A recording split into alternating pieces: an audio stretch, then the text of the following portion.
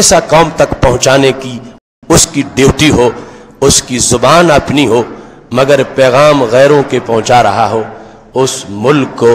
آزاد ملک کیسے کہا جا سکتا ہے؟ اس ملک کو آزاد ریاست کیسے کہا جا سکتا ہے جہاں اڈے بھی بنا لی ہوں، جہاں پالیسی غیروں کی چلتی ہو، جہاں نظام غیروں کا چلتا ہو، جہاں بات ان کی مانی جاتی ہو، اور جہاں اسلامی تعلیمات منتظر ہوں کہ 62 سال ہو گئے کب ہمیں نافذ کیا جائے گا، جہاں قرآن اپنا حق مانگتے مانگتے اتنے سال گزار چکا ہو کہ مجھے مسجدوں کی الماریوں میں بند کر دیا گیا اور مجھے گھروں کے طاقوں میں رکھ کے غلاف چڑھا کے مجھے چھوڑ دیا گیا،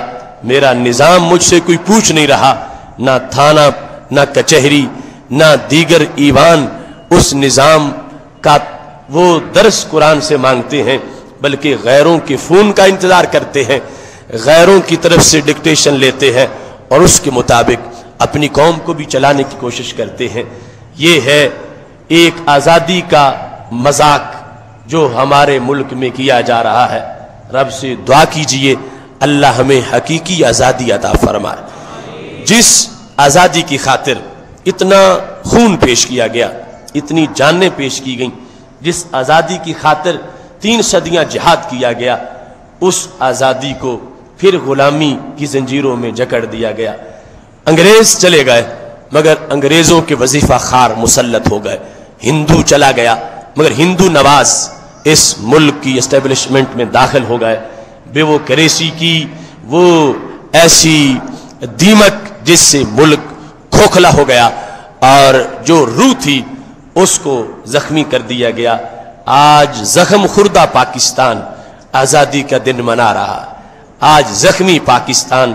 جس کے چاروں کونوں سے دھواں نکل رہا ہے، وہ پاکستان آزادی کا دن منا رہا ہے۔ آج وہ پاکستان جس میں روزانہ سینکڑوں ہزاروں لاشیں گرتی ہیں، وہ پاکستان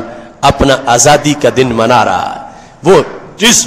جس کے ہاتھ جل رہے ہوں، جس کے قدم جل رہے ہوں، جس کا سر جل رہا ہو اور اسے لوری دی جائے کہ تو آزاد ہے، تو یہ اسے کتنا بڑا مذاق ہوگا۔ یہ آج صورتحال ہمارے ملک کی ہے کہ جس میں ہر طرف آتش و آہن، ہر طرف گولہ و بارود، ہر طرف دھماکے، ہر طرف بہتا ہوا خون، یہ اس ملک کی قسمت قرار پائی ہے۔ ان مقاصد کے لیے یہ ملک حاصل نہیں کیا گیا تھا۔ اس ملک کے مقاصد بڑے عظیم ہیں۔ وہ اسلاف جنہوں نے جگر پگھلائے، جانیں دیں، آج ان کی روحیں بھی ہم سے پوچھتی ہیں کہ ہم نے سب کچھ تمہاری جھولی میں ڈال دیا اور تم نے اس سے کیا کیا؟ اسے برقرار رکھ کے اس کو نشو و نما دینا، اس کی افزائش کرنا، اس کو ترقی دلانا، یہ تو دور کی بات تھی۔ اب تو وہ جسم بھی معاذ اللہ سالم نظر نہیں آ رہا۔ اب تو وہ پیکر جو جہاں سے آگے نشو و نما ہونی تھی، وہ پیکر ہی اتنے خطرات میں گر چکا ہے۔ اور پھر آپ دیکھتے ہیں نیو یارک ٹائم میں ایک نقشہ شائع کیا گیا جس میں پاکستان کو چھوٹا سا ملک بنا کے پیش کیا گیا، جس میں 7 آزاد بلوچستان کا ایک نقشہ بنا دیا گیا۔ پاکستان کے اکثر علاقوں کو انڈیا اور افغانستان میں شامل کر کے پیچھے چھوٹا سا پاکستان ظاہر کیا گیا۔ اب اس سے اندازہ لگا سکتے ہیں کہ ہمارے دشمن، ان سے ہمارا ملک ہضم نہیں ہو رہا، ان کو پاکستان اپنی جگہ نقشے میں بھی پسند نہیں ہے۔ اس ملک کو مٹانے کے لیے سارے پاپڑ بیلے جا رہے ہیں، اس ملک کو صفحہ ہستی سے ختم کرنے کے لیے یہ سب کچھ ہو رہا ہے۔ یہ اس وقت کی بات ہے جب پاکستان بنا تھا تو پٹیل نے یہ کہا تھا یہ تو 4 دن بھی نہیں چلے گا اور ختم ہو جائے گا، لیکن دشمنوں کو منہ کی کھانی پڑی، آج تک وہ پاکستان موجود ہے۔ اب جو کہتے ہیں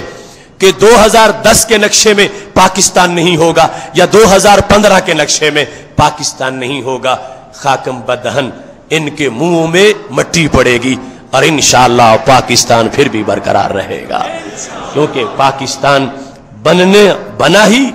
باقی رہنے کے لیے تھا۔ انشاءاللہ یہ مٹنے کے لیے نہیں بنا۔ ہمیں اس میں اپنا کردار ادا کرنا چاہیے اور یہ سوچنا چاہیے کہ پاکستانی کیسا ہونا چاہیے، پاکستانی کیا ہونا چاہیے اور پاکستانی کا کیسا کردار ہونا چاہیے۔ یہ آزادی کا دن ہم سے یہ تقاضا کرتا ہے۔ آپ دیکھتے ہیں کہ جس گھر کی دشمنی ہوتی ہے کسی ایک کے ساتھ تو وہ ایک سائیڈ اپنی اس طرف میں زیادہ حساس ہوتا ہے کہ کہیں ادھر سے خطرہ نہ ہو جائے۔ کس کو دو طرف سے دشمنی ہے، دو اطراف اپنی بیداری کا ثبوت دیتا ہے اور باقی کہتا ہے کوئی نہیں گزارا ہو جائے گا، اس طرف بھی کوئی بدخواہ نہیں ہے اور دوسری طرف بھی کوئی بدخواہ نہیں ہے۔ لیکن پاکستان کے متوالوں، پاکستان میں رہنے والوں اور پاکستانی کہلانے والوں، آج بحیثیت پاکستانی ہم چاروں طرف سے دشمن کے نرغے میں ہیں۔ ہر طرف دشمن، وہ دشمن جو ہمارے وجود کے دشمن ہیں، ہمارے ملک کے وجود کے دشمن ہیں، ہمارے ملک کی بقا کے دشمن ہیں۔ اور ایسے میں اگر ہم سو جائیں، آنکھیں بند کر لیں اور اپنے آپ کو ملکی امور سے جدا کر لیں اور جو آگ لگی ہوئی ہے ہم کہیں کسی اور کا گھر جل رہا ہے، میرا گھر تو محفوظ ہے، اگر ہم ایسی پالیسی اپنا لیں تو معاذ اللہ وہ آگ ہمارے گھروں تک بھی پہنچ جائے گی، وہ حرارت ہمارے اجسام تک بھی پہنچے گی۔ اس واسطے محب وطن پاکستانی ہونے کا ثبوت دیتے ہوئے ہمیں آج نظریہ پاکستان کا پرچار کرنا چاہیے۔ ہندو نواز قوتیں جو پاکستان میں داخل ہو چکی ہیں اور پاکستان میں یہ زہریلا لٹریچر تقسیم کر رہی ہیں اور زہریلی تقریریں ان کی طرف سے کی جا رہی ہیں، اور امریکہ اور اس کے گواشتے جو اس ملک کو اپنی کالونی قرار دے چکے ہیں، ان کے مقابلے میں اسرائیل کے وہ بگوڑے جو سواتی علاقوں میں داخل ہو چکے ہیں اور اس ملک کو اپنا نوالہ تر سمجھ رہے ہیں، ان تمام فتنوں کے مقابلے میں ہمیں اپنے گھر کی فکر کرنی چاہیے اور یوم آزادی کو حقیقی آزادی کی طرف لے جانا چاہیے۔ آج جس غلامی میں ہم اپنی آزادی کا دن منا رہے ہیں، یہ غلامی، اس غلامی میں بظاہر جو ہمیں نام اپنے نظر آتے ہیں کہ فلاں گیلانی ہے، فلاں زرداری ہے، فلاں فلاں ہے، اور یہ مسلمانوں کے نام ہیں اور یہ پاکستانیوں کے نام ہیں، اصل میں یہ امریکی حکمرانی پر غلاف چڑھایا گیا ہے اور اسے ہمارے لیے قابل عمل، قابل قبول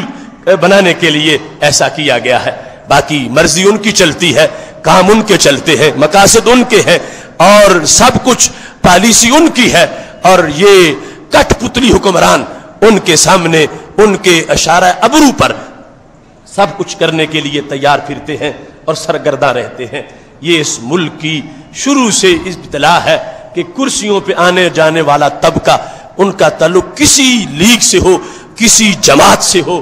یہ سارے کے سارے انہی کے ایما پہ چلنے والے جو آتے ہیں وہ ان کے بن کے رہتے ہیں، اور جب خدمت پوری کر لیتے ہیں اتنے میں دوسری پارٹی ان کے ساتھ عہد وفا کر لیتی ہے اور ان کو اپنی غلامی کا پکا ثبوت دے دیتی ہے۔ جب ان کی غلامی کنفرم ہو جاتی ہے تو وہ پہلے نوکر کو بدل کے نئے نوکر کو پھر اپنی خدمت کے لیے مامور کر دیتے ہیں۔ اس واسطے 62 سال یہ ملک تڑپتا رہا اور اس کو روح مستر ملی، چونکہ اس نظام مصطفیٰ صلی اللہ علیہ وسلم کی خاطر جب یہ بنا ہے، وہ اگر اس میں نہیں ہوگا تو اس کی تڑپ ختم نہیں ہوگی، اس کی بے چینیاں ختم نہیں ہوگی، اس کا اضطراب ختم نہیں ہوگا۔ اس نظام کی خاطر ہمیں آج کے دن عہد کرنا چاہیے۔ آزادی اس ملک کو جو ملے گی یا جس سے آزادی کا تصور پورا ہوگا وہ ہے جو ہمارے نبی علیہ السلام نے آزادی کا گر بتایا ہے۔ اس کے سوا اگر کوئی کہے، یعنی اب تو یہ ہے نا کہ ہمارے وسائل بھی غیروں نے ہڑپ کر لیے، لیکن اگر ایسا ہو جائے کہ سب کے گھر سونے کے بن جائیں اور سب کی سڑکیں شیشے کی بن جائیں اور سارا ملک جو ہے وہ پیرس سے زیادہ خوبصورت بن جائے مگر دین نہ ہو، تو ہم اسے بھی غلامی کہیں گے، وہ بھی غلامی کی ایک بدترین صورت ہوگی۔ اس واسطے آزادی، ہم ایمانی آزادی اور اخلاقی آزادی، یعنی اس انداز کی کہ پاکستان کے اندر ایسے روپ نظر آئیں، ایسے چہرے نظر آئیں، ایسے انسان ہو، ایسی کمیونٹی ہو، ایسے افراد ہوں،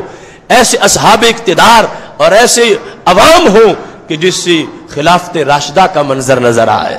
گھر کچے بھی ہوئے تو گزارا ہو جائے گا, کٹیا میں بیٹھ کر بھی گزارا ہو جائے گا, روٹی ایک وقت کی مل جائے تو گزارا ہو جائے گا. مگر اگر وہ نظام نہ ملا جو نبی علیہ السلام نے طائف میں پتھر کھا کے پیش کیا تھا, تو پھر روح جلتی رہے گی, پھر ضمیر کوفت محسوس کرتا رہے گا, اور پھر اندر سے ضمیر ملامت کرتا رہے گا. یہ ٹھیک ہے کہ ہم ایک فلاحی مملکت کے دائی ہیں اور ایک ایڈوانس سلطنت کے حامی ہیں, مگر ہمیں وہ ترقی نہیں چاہیے جس سے ایمانی تنزل واقع ہو جائے. ہمیں وہ حلوہ نہیں چاہیے کہ جس سے بندے کا ضمیر مردہ ہو جائے. انسان اپنی اخلاقی, ایمانی, روحانی اقدار کو روشن رکھ کے اگر گزارے کی زندگی بھی بسر کر لے تو اس میں کسی طرح کی کوئی کمی کجی نہیں ہے. اور ہمارے اکابر, ہمارے اسلاف نے اس حیثیت کو واضح کیا. کسی نے پوچھا حضرت فاروق اعظم رضی اللہ تعالی عنہ جو کامیاب ترین حکمران قرار پائے ہیں, تو ان کا طرز حکمرانی کیا تھا, وہ کیسے زندگی بسر کرتے تھے, ان کے انداز کیا تھے. تو غزالی لکھتے ہیں, کہا گیا وہ ان کے پاس تو رومال بھی نہیں تھا اور صابن کا استعمال بڑا دور تھا, وہ ہاتھ بھی پاؤں کے تلووں سے ستھرے کر لیتے تھے, پاؤں سے ہاتھ رگڑ کے ہاتھ ستھرے کر لیتے تھے, مگر روشن دل اتنا تھا کہ ترچھی آنکھ سے دیکھتے تھے تو سورج آنکھیں بند کر لیتا تھا, چٹھی لکھتے تھے تو نیل بھی بات مان جاتا تھا, اگر زمین پہ زلزلہ آتا وہ ایڑی مارتے تو کہتے اگر میں نے انصاف نہیں کیا پھر کانپ سکتی ہے, اگر کیا ہے تو پھر تجھے کانپنے نہیں دوں گا, تو زمین کا زلزلہ ختم ہو جاتا تھا. اب یہ صورتحال ہمیں اپنے پیش نظر رکھنی چاہیے. اس کے ساتھ اپنے ملک کی ترقی کے لیے, ملک کے بقا کے لیے, ملک کے استحکام کے لیے ہمیں مل جل کر اپنی کوشش کرنی چاہیے. اور آج یہ صورتحال ہمارے ملک کی یقیناً ساری دنیا کے لوگوں سے جدا ہے. دنیا کے ملک جو ہے جب ان کا یوم استقلال ہوتا ہے, عید الوطنی ہوتی ہے, تو وہاں صرف جو حکومت کے پالتو لوگ ہوتے ہیں وہ اپنے پروگراموں میں ان کا تذکرہ کرتے ہیں. مسجد و ممبر و محراب میں ملک کی باتیں نہیں کی جاتی. کیوں؟ ان کے ملک بنے ہوتے ہیں جغرافیے کے جذبے پر, ان کے ملک کی بنیاد ہوتی ہے کسی تعصب پر, ان کی ملک کی بنیاد ہوتی ہے کسی بولی پر, کسی رنگ پر, کسی نسل پر. ہم اس واسطے خطبہ جمعہ میں بھی ملک کی بات کرتے ہیں کہ ہمارا ملک ہمارا دین بھی ہے, ہمارا ایمان بھی ہے, ہمارا دیش بھی ہے. کیونکہ اگر یہ بنا ہوتا جغرافیے پر ہم اسے گالی سمجھتے کہ اس کا نام خطبے میں لیا جائے, اگر یہ بنا ہوتا رنگ و نسل کی بنیاد پر ہم اس کا نام لینا منبر رسول صلی اللہ علیہ وسلم پر اسے عیب سمجھتے, اگر یہ بنا ہوتا کسی قومیت پر جو لوگوں نے رنگ و نسل کی بنیاد پہ تفریقیں کی ہوئی ہیں ہم اس کا نام نہ لیتے. ہم اس واسطے اس کو اپنا خطبہ بھی سمجھتے ہیں, اپنا خطاب بھی سمجھتے ہیں, اپنے دین ایمان کا شعبہ سمجھتے ہیں کہ اس کی بنیاد وہ کلمہ ہے جو کلمہ ہمارے نبی علیہ السلام نے ہمیں پڑھایا ہے.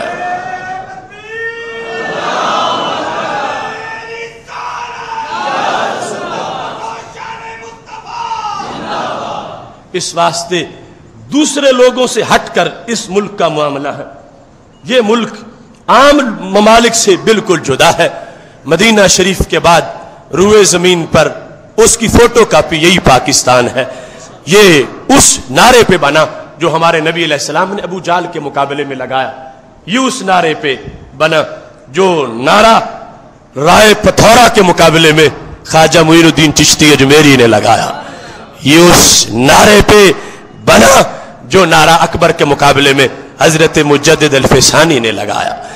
یہ مسلسل ہماری ایمانی تاریخ ہے, ہمارا درخشاں ایک تسلسل ہے جس میں جہد آزادی کے لیے رنگ بھرا گیا اور یہ کام کیا گیا. اب یہاں سے اس ساری صورتحال سے ہمیں ایک اور بات کی بھی سمجھ آتی ہے. اگر دنیا میں دوسرے جو علاقے ہیں جہاں قبیلے, جہاں خاندان حکمران ہیں اور خاندانوں کے لحاظ سے ملک کی بنیاد رکھی گئی ہے, جہاں رنگ ملک کی بیس ہے، جہاں جغرافیہ ملک کی نظریاتی حیثیت رکھتا ہے، وہاں اگر باتیں ان کی خطبوں میں کی جائیں یا دینی امور میں کی جائیں تو اسے سمجھ آ جائے گا کہ یہ بے دینی کے امور ہیں، ان کو دین کے ساتھ ملانے کی ضرورت کیا ہے۔ لیکن ہمارا جو معاملہ ہے، ہمارے ملک کا جو معاملہ ہے، یہ چونکہ ہے ہی دین کی علامت، اس کا نام دین، اس کا کام دین، اس کے بنانے والے دین والے، اس میں سارا خون دین کے پیش نظر شامل کیا گیا۔ اس کو بناتے وقت بنا ہی مسجد گیا تھا، یہ نہ مندر بنا تھا نہ مورچہ بنا تھا، یہ مسجد بنایا گیا۔ تو پھر مسجد میں تو اللہ کا نام لیا جاتا ہے، مسجد میں مسجد کی بات کی جاتی ہے، مسجد میں مسجد کا تذکرہ چھڑتا ہے، اور مسجد میں مسجد کی بقا کے لیے اور مسجد کی آبادی کے لیے اذان دی جاتی ہے۔ تو آج یوم آزادی اس اذان کا حصہ ہے کہ جو اس مسجد میں ہمیں دینی چاہیے۔ یہ ملک بنا اور پھر اس پر مسلط وہ لوگ ہو گئے جن کو وفاداری کے اپنی طرف سے سرٹیفکیٹ ان طاقتوں نے دیے تھے، جو طاقتیں یہاں پہلے مسلط رہیں وہ چلے گئے، پھر کئی لغاری، کئی مزاری، کئی ٹمن، کئی ٹوانے، اس طرح کی کئی بلائیں مسلط ہوتی رہیں، آگے ان کے کئی شعبہ جات بنتے گئے، اور ایسی صورتحال کہ آج تک وہ لوگ صبح کا انتظار کر رہے ہیں جنہوں نے وہ شام دیکھی تھی جب ہندو تیر چلا رہے تھے اور لاشیں تڑپ رہے تھے اور قافلے واگا بارڈر کی طرف بڑھ رہے تھے اور والٹن میں آ کے خیمے لگائے جا رہے تھے۔ آج وہ بوڑھی مائیں پوچھتی ہیں کہ ہم نے سنا تھا کہ سورج طلوع ہوگا، مگر آج تک وہ سورج طلوع نہیں ہوا، وہ سورج کب طلوع ہوگا، اس سورج کی کرنیں کب پھوٹیں گی۔ آج بھی امرتسر میں سکھوں کے گھر عائشہ، خدیجہ، حفصہ، آمنہ نام کی بچیاں بوڑھی ہو گئیں، سکھوں کے گھر زندگی گزر گئی جنہیں آزادی کی تحریک میں پکڑ لیا گیا تھا، عزتیں ان کی لٹ گئیں۔ وہ پوچھ رہی ہیں کہ ہم نے دیس کی خاطر، دین کی خاطر ہم نے جو جہد آزادی میں حصہ لیا تھا، آج اس کا نتیجہ کیا نکلا ہے۔ ادھر سے ان کو جھلستا اجڑتا پاکستان نظر آ رہا ہے، اور اس کے زیر سایہ آزادی کا دن آج منایا جا رہا ہے۔ ہمیں حقیقی آزادی کی تلاش ہے، اس ملک کو حقیقی آزادی کی تلاش ہے، اس ملک کو آزادی کی حقیقی مفاہیم کی تلاش ہے۔ جب انسان اپنی مرضی، جو رب کی مرضی کے تابع رکھ کر اپنے کاروبار زندگی، اپنے نظام حیات کو نہ چلا سکے تو پھر اس آزادی کو آزادی نہیں کہا جا سکتا۔ آج نظام سارے کا سارا اول سے لے کر آخر تک، اس میں جس وقت ہمارے لیے اسلام کے ذرعی اصول جو ہے ان کو پس پردہ رکھ کے غیروں کی خوشنودی کے لیے ہمیں ان کا ایک غلام بنا کے پیش کیا جاتا ہے۔ بین الاقوامی فورم پہ دیکھ لو، جہاں کہیں دیکھ لو، پاکستان کی حیثیت معاذ اللہ، پاکستانیوں کی حیثیت غلاموں کی سی بنا دی گئی ہے۔ آزادی وہ آزادی ہے۔ حضرت عمر بن عبدالعزیز رضی اللہ تعالیٰ عنہ سے کسی نے پوچھا، کہنے لگے شکایت آ گئی ایک علاقے سے کہ ہمیں ایڈ فراہم کی جائے، کیونکہ شہر کی گلیاں کچی ہیں اور مکان بوسیدہ ہے اور ہمارے پاس سرمایہ نہیں ہے کہ ہم اپنا شہر مضبوط کر سکیں، بارش ہو رہی ہے اور شہر کے مسمار ہو جانے کا خطرہ ہے۔ تو حضرت عمر بن عبدالعزیز کہنے لگے، تم اپنے شہر میں عدالت کا نظام نافذ کر دو، شہر پکا ہو جائے گا، شہر مستحکم ہو جائے گا، شہر میں کوئی کسی درار نہیں آئے گی۔ تم عدالت کے اصول جو ہے ان کو اچھی طرح نافذ کر دو۔ اس واسطے آج ایسے حالات میں جس وقت ہمارا کارواں گزر رہا ہے، لٹا ہوا پاکستان اور گھسیٹا ہوا پاکستان، تڑپتے لاشیں اور روتی آنکھیں اور تڑپتے جگر گوشے، یہ صورتحال جو ہے اس میں مل جل کر ہمیں پاکستان کی آگ بجھانی چاہیے اور جو اپنے حصے کا کام ہے وہ مکمل کرنا چاہیے۔ اگر ہم اپنے طور پر اپنے جو ہمارے امور ہیں ان میں ہی کنٹرول کر لیں اور ہر بندہ یہ سمجھے کہ جو میری وجہ سے ملک کا نقصان ہو رہا ہے وہ تو نہ ہونے پائے، آزادی کا پھر بھی کافی مفہوم اپنی تکمیل تک پہنچ سکتا ہے۔ جو لوگ ملاوٹ کرتے ہیں. اگر ہر بندہ یہ